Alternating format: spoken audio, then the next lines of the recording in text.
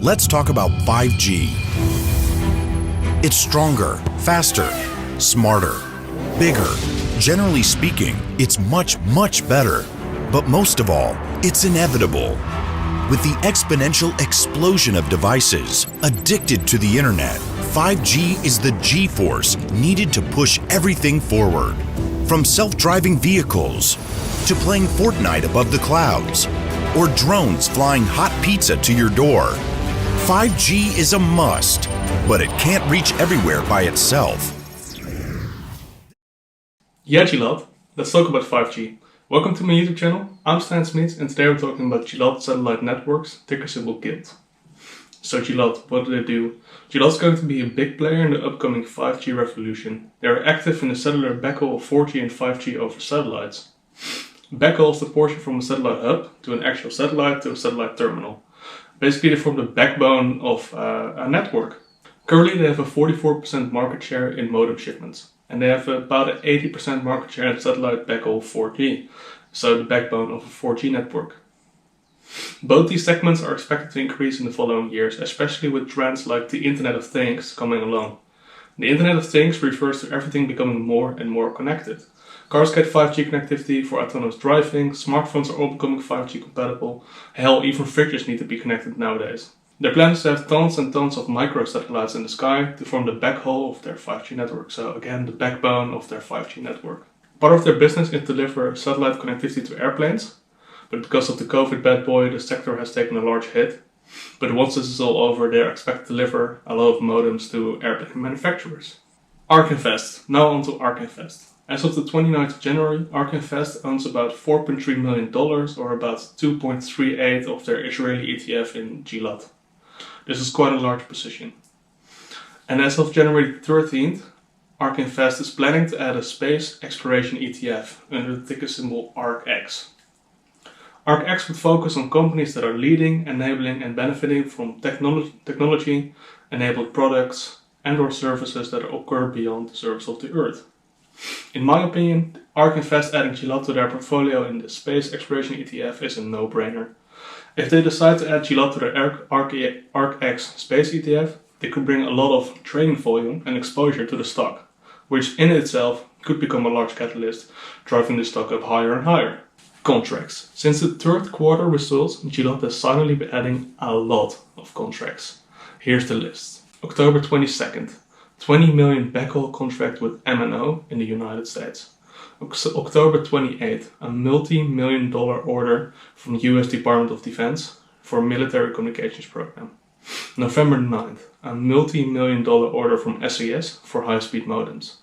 November 24th, an additional multi-million-dollar deal with the United States for a military communications program. December 8th, a multi-million-dollar deal with the US Department of Defense for a tactical communications program. December 14th, another order to equip hundreds of boats, vessels and cruise ships with satellite communications in Asia. January 11th, a multi-million-dollar deal with Globe for a significant expansion of the cellular backhaul project. January 19th, also a multi-million-dollar deal with Access to expand the cellular coverage for 2 key mobile operators in Mexico. Holy shit, wow, their fourth quarter earnings are gonna be a banger. Management. Now onto management. Adi Svadia is the CEO of Gilat. Before being CEO, he was CFO or Chief Financial Officer at Gilat for over 5 years. Even before this, he was active as CFO at Starhome Mac, another telecommunications company. He has a bachelor in senior management and a master from the College of Management in Tel Aviv. Other management roles are filled with people from the following fields: economics and accounting, computer science, applied mathematics, and computer engineering. In 2019, the CEO received about 1.2 million in total compensation, while the then CFO, Adi Svadia, was paid about $500,000. The total management was paid $4.3 million, which is quite a lot for a $650 million company, but certainly not outrageous. Keep in mind they were profitable then. It's good to see that quite a part of this payment was received through variable compensations, so they get paid more or less in comparison to how the company performs. As you can see on this chart, their EBITDA, earnings before interest, taxes, depreciation and amortizations, is down in 2020, mostly caused by the COVID pandemic. But on the bright side, because they just issued a dividend and because of all the new contracts, I believe they will have stellar Q4 earnings, expected to come the 16th of February, which could be a very large catalyst in and on itself.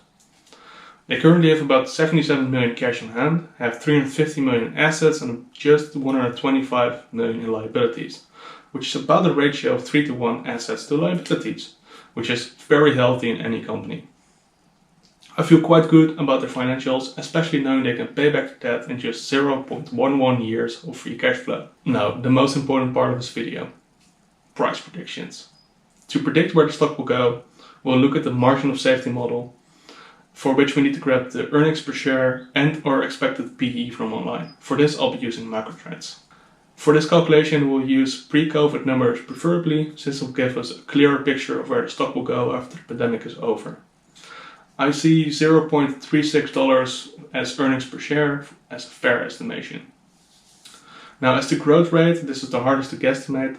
I think putting in at 20% is a very conservative number for such a high growth stock, which is great.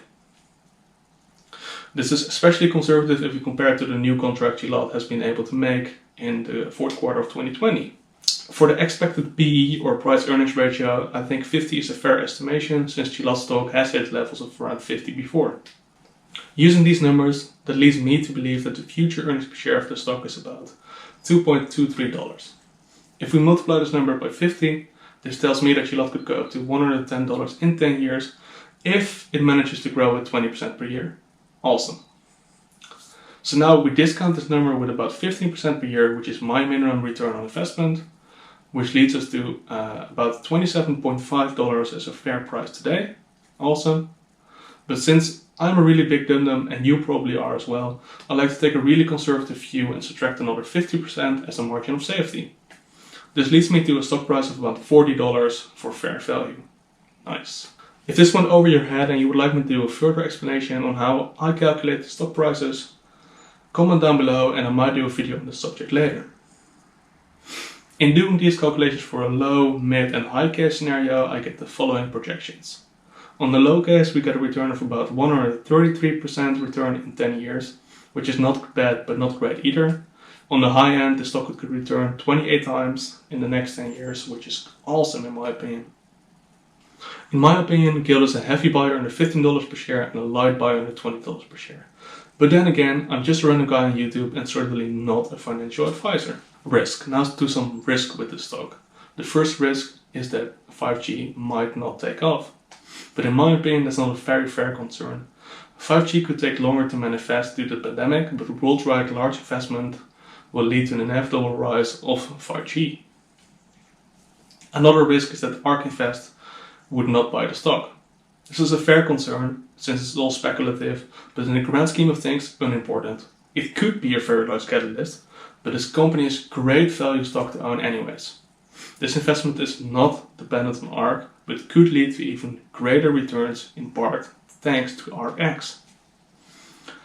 Another concern is that Gilat's growth rate could not hit 20%, which is a fair concern also, but to counter this we took a margin of safety of about 50%, so even when Gilat only managed to grow on a 10% compounded rate, will profit larger than S&P 500 returns in this time period. I hope you guys enjoyed this deep dive into Gilat Satellite Networks. If you enjoyed this or learned something, give it a like and subscribe. If you have any questions, criticism or feedback, hit me up down below.